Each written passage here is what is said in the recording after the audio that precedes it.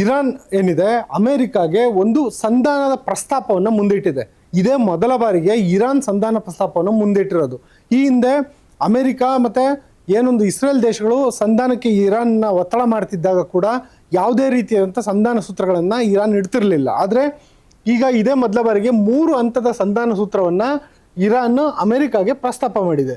ಹಾಗಾದರೆ ಏನದು ಸಂಧಾನ ಸೂತ್ರ ಅಂದರೆ ಅದು 3 ಹಂತಗಳಲ್ಲಿದೆ. ಮೊದಲನೇ ಹಂತ ಏನಂದರೆ, ನೀವು ಸಂಪೂರ್ಣವಾಗಿ ಯುದ್ಧ ನಿಲ್ಲಿಸಿ. ಕೇವಲ ಇರಾನ್ ಮೇಲೆ ಮಾತ್ರ ಅಲ್ಲ, ಲೆಬನಾನ್ ಮೇಲೆ ನಡೀತಿರುವಂಥ ದಾಳಿಗಳನ್ನು ನಿಲ್ಲಿಸಬೇಕು. ಜೊತೆಗೆ ಇನ್ ಫ್ಯೂಚರ್ ಕೂಡ ಇರಾನ್ ಮತ್ತು ಲೆಬನಾನ್ ಮೇಲೆ ದಾಳಿ ನಡೆಯಲ್ಲ ಅಂತೇಳಿ ಗ್ಯಾರಂಟಿ ಕೊಡಬೇಕು ಅಂತ ಕೇಳಿದೆ. ಆಗ ನೋಡಿದ್ರೆ ಇರಾನ್ ಮೇಲೆ ಇವಾಗ ಅಮೆರಿಕ ಆಗಲಿ ಇಸ್ರೇಲ್ ಆಗಲಿ ದಾಳಿ ನಡೆಸ್ತಿಲ್ಲ. ಆದರೆ ಲೆಬನಾನ್ ಮೇಲೆ, ಅದರಲ್ಲೂ ಹೆಜ್ಬುಲ್ಲಾ ಉಗ್ರರ ಮೇಲೆ ಇಸ್ರೇಲ್ನ ದಾಳಿ ಮುಂದುವರೆದಿದೆ. ಇವತ್ತು ಕೂಡ ದಾಳಿ ನಡೆದಿದೆ.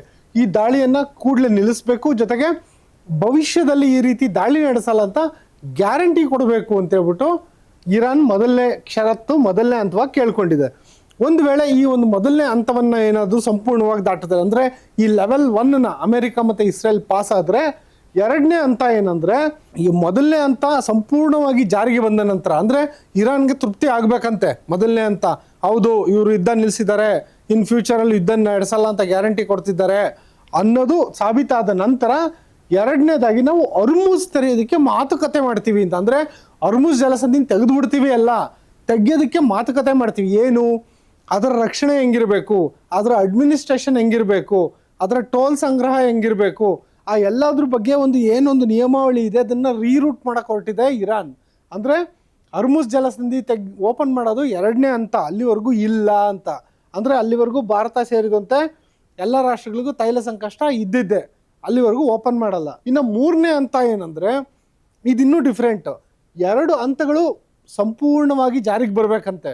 ಯಾವುದೋ ಮೊದಲು ಯುದ್ಧ ನಿಲ್ಲಬೇಕು, ಆಮೇಲೆ ಭವಿಷ್ಯದಲ್ಲಿ ಯುದ್ಧ ಮಾಡಲ್ಲ ಅಂತ ಹೇಳ್ಬಿಟ್ಟು ಭರವಸೆ ಕೊಡಬೇಕು, ಆನಂತರ ಅರ್ಮುಜ್ ಜಲಸಂಧಿ ಎಂದಿನಂತೆ ಮುಕ್ತ ಆಗಬೇಕು. ಆ ಎಲ್ಲ ಆದ ನಂತರ 3ನೇ ಹಂತದಲ್ಲಿ ಅಣು ಸಂಸ್ಕರಣೆ ಬಗ್ಗೆ ಚರ್ಚೆ ಮಾಡ್ತೀವಿ ಅಂತ. ಅಂದರೆ ಅವ್ರ ಹತ್ರ ಏನು 400 kgಗಿಂತಲೂ ಹೆಚ್ಚು ಯುರೇನಿಯಂ ಇದೆಯಲ್ಲ, ಸಂಸ್ಕರಿತ ಯುರೇನಿಯಮ್ಮು, ಅದನ್ನು ಕೊಟ್ಬಿಡ್ತೀವಿ ಅಂತಲ್ಲ.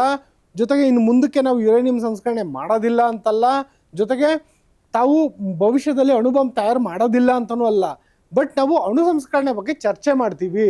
ಈ ಹಂತದಲ್ಲಿ ನೀವು ಅಣು ಸಂಸ್ಕರಣೆನ ನಿಲ್ಲಿಸ್ಬಿಡಿ, ಯಾವುದೇ ಕಾರಣಕ್ಕೂ ನೀವು ಯುರೇನಿಯಂನ ಎನ್ರಿಚ್ಮೆಂಟ್ ಮಾಡಬಾರ್ದು ಅಂತ ಹೇಳ್ಬಿಟ್ಟು ಒತ್ತಡ ಏರಂಗಿಲ್ವಂತೆ ಇರಾನ್ಗೆ. ಮತ್ತು ಅವ್ರ ಹತ್ರ ಏನೋ ಇದೆಯಲ್ಲ 400 kgಗೂ ಹೆಚ್ಚು ಸಂಸ್ಕರಿತ ಯುರೇನಿಯಮ್ಮು, ಆ ಯುರೇನಿಯಂನ ಬೇರೆ ದೇಶಕ್ಕೆ ಹಸ್ತಾಂತರ ಮಾಡಿ ಅಂತ ಒತ್ತಡ ಕೂಡ ಏರಂಗಿಲ್ವಂತೆ. ಅಂದರೆ ಇರಾನ್ಗೆ ತನಗೇನು ಬೇಕೋ ಅದನ್ನು ಈ ಸಂಧಾನ ಸೂತ್ರದಲ್ಲಿ ಹಾಕಿಟ್ಕೊಂಡ್ಬಿಟ್ಟಿದೆ. ನನಗೆ ಹೆಂಗೆ ಬೇಕೋ ಹಂಗೆ ಬೇಕಾಗಿರೋಂಥ ನಿಯಮಗಳಿದು ಅಂತ. ಅಂದರೆ ಈ ಸಂಧಾನ ಸೂತ್ರಗಳು ಹೆಂಗಿದೆ ಅಂದರೆ, ಇರಾನ್ನ ಪ್ರಾಬಲ್ಯ ಮತ್ತು ಇರಾನ್ನ ಮೇಲುಗೈ ಎರಡೂ ಕೂಡ ಈ 3 ಹಂತದ ಸಂಧಾನ ಸೂತ್ರಗಳಲ್ಲಿ ಕಂಡು ಬರ್ತಾ ಇದೆ. ಅಂದರೆ ಈ ಸಂಧಾನ ಸೂತ್ರವನ್ನು ಇರಾನ್ ಸಿದ್ಧಪಡಿಸಿ ಇವಾಗ ಅಮೇರಿಕಾಗೆ ಕೊಟ್ಟಿದೆ, ಅಮೇರಿಕಾಗೆ ನೇರವಾಗಿ ಕೊಟ್ಟಿಲ್ಲ. ಒನ್ಸ್ ಅಗೇನ್ ಅಮೇರಿಕಾ ಜೊತೆ ನಾವು ನೇರವಾಗಿ ಮಾತನಾಡಲ್ಲ ಅಂತೇಳ್ಬಿಟ್ಟು ಈ ಹಿಂದೆನೂ ಕೂಡ ಹೇಳ್ತಾ ಬರ್ತಿತ್ತು ಇರಾನ್. ಈಗಲೂ ಅದೇ ಒಂದು ತನ್ನ ಏನು ಮನಸ್ಥಿತಿಯನ್ನು ಮುಂದುವರಿಸಿದೆ. ಮಧ್ಯವರ್ತಿಗಳ ಮೂಲಕ ಅಮೇರಿಕಾಗೆ ಈ ಒಂದು ಸಂದೇಶವನ್ನು, ಅಂದರೆ 3 ಹಂತದ ಸಂಧಾನ ಸೂತ್ರಗಳ ಸಂದೇಶವನ್ನು ರವಾನೆ ಮಾಡಿದೆ. ಮತ್ತು ಆದರೆ ಈ ಒಂದು ಸಂಧಾನ ಸೂತ್ರ ಏನಿದೆಯಲ್ಲ, ಇದು ಅಮೇರಿಕಾ ಕೈ ಸೇರಿದ ತಕ್ಷಣ ಮಾಧ್ಯಮಗಳು ವೈಟ್ ಹೌಸ್ನಲ್ಲಿ ಪ್ರತಿನಿಧಿಗಳನ್ನ ಕೇಳಿದ್ರು, ಅಮೇರಿಕಾ ಸರ್ಕಾರ ಪ್ರತಿನಿಧಿಗಳನ್ನ, ಏನರಪ್ಪ ವೈಟ್ ಹೌಸ್ ಹೋಗ್ತಾರ್ರೆ, ಈ ರೀತಿ 3 ಹಂತದ ಸಂಧಾನ ಸೂತ್ರನ ಇರಾನ್ ಕೊಟ್ಟಿದೆ, ಇದಕ್ಕೆ ನೀವೇನಂತೀರಾ ಅಂತ ಕೇಳಿದಾಗ, ಇಲ್ಲ ನಾವು ಮಾಧ್ಯಮಗಳ ಎದುರಲ್ಲಿ ಇವನ್ನೆಲ್ಲ ಮಾತಾಡೋದಿಲ್ಲ ಅಂತೇಳ್ಬಿಟ್ಟು ವೈಟ್ ಹೌಸ್ನ ವಕ್ತಾರರು ಹೇಳಿದ್ದಾರೆ. ಮತ್ತು ಅಮೇರಿಕಾ ಜನರಿಗೆ ಅನುಕೂಲ ಆಗೋ ರೀತಿಯಲ್ಲಿ ನಾವು ಡೀಲ್ ಮಾಡ್ತೇವೆ ಅಂತ. ಅಂದರೆ ಡೀಲ್ ಅಂದರೆ ಏನು, ಇವರು ರಾಜತಾಂತ್ರಿಕ ಮಾತುಕತೆಯನ್ನು ಮಾಡ್ತಾರೋ ಅಥವಾ ಹಿಂಬಾಗಿಲ ಮೂಲಕ ಮಾತುಕತೆ ಮಾಡ್ತಾರೋ, ಅಥವಾ ಡೊನಾಲ್ಡ್ ಟ್ರಂಪ್ ಅವರ ಅಳಿಯ ಮತ್ತು ಆಪ್ತ ಗೆಳೆಯ ಯಾರಿದ್ದಾರೆ ಕುಶ್ನರ್ ಮತ್ತು ಆತನ ಮತ್ತೊಬ್ಬ ಸಹವರ್ತಿ, ಅವರೆಲ್ಲ ಹೋಗ್ಬಿಟ್ಟು ಹಿಂಬಾಗಿಲ ಮೂಲಕ ಮಾತುಕತೆ ಮಾಡ್ತಾರೋ ಪಾಕಿಸ್ತಾನದಲ್ಲಿ ಕೂತು ಗೊತ್ತಿಲ್ಲ. ಆದರೆ ಅಮೆರಿಕ ಜನರಿಗೆ ಅನುಕೂಲ ಆಗೋ ರೀತಿಯಲ್ಲಿ ನಾವು ಮಾಡ್ತೀವಿ ಅಂತ ಹೇಳಿದ್ದಾರೆ. ಆದರೆ ನೇರ ಮಾತುಕತೆ ಇಲ್ಲವೇ ಇಲ್ಲ ಅಂತಲೂ ಸ್ಪಷ್ಟಪಡಿಸಿದ್ದಾರೆ. ನೇರ ಮಾತುಕತೆ ಅಂದ್ರೇನು, ಇರಾನ್ ಪ್ರತಿನಿಧಿಗಳ ಜೊತೆ ಮಾತಾಡೋಕ್ಕೆ ಪಾಕಿಸ್ತಾನದಲ್ಲಿ ಹೋಗಿ ಕೂತ್ಕೊಂಡು ಅಮೆರಿಕದ ಉಪಾಧ್ಯಕ್ಷರು, ಅಮೆರಿಕದ ವಿದೇಶಾಂಗ ಕಾರ್ಯದರ್ಶಿಗಳು ಹೋಗಿ ಮಾತಾಡಲ್ಲ. ನೇರ ಮಾತುಕತೆ ಇಲ್ಲವೇ ಇಲ್ಲ. ನಮ್ದೇನಿದ್ರು ಕಾಲ್ ಮೂಲಕ, ಅದು ನೀವು ವಿಡಿಯೋ ಕಾಲಲ್ಲಾದರೂ ಆಗಿರ್ಬೋದು, ಫೋನ್ ಕಾಲಲ್ಲಾದರೂ ಆಗಿರ್ಬೋದು, ನಮ್ದೇನಿದ್ರು ಫೋನ್ ಮೂಲಕ ಮಾತುಕತೆ ಅಂತ ಡೊನಾಲ್ಡ್ ಟ್ರಂಪ್ ಹೇಳಿದ್ದಾರೆ. ಏನಕ್ಕೆ ಅಂದರೆ, ಈ ಒಂದು ನೇರ ಮಾತುಕತೆ, ಮುಖಾಮುಖಿ ಮಾತುಕತೆ ಮಾಡಬೇಕು ಅಂದರೆ 18 ಗಂಟೆಗಳ ಪ್ರಯಾಣ ಮಾಡಬೇಕು.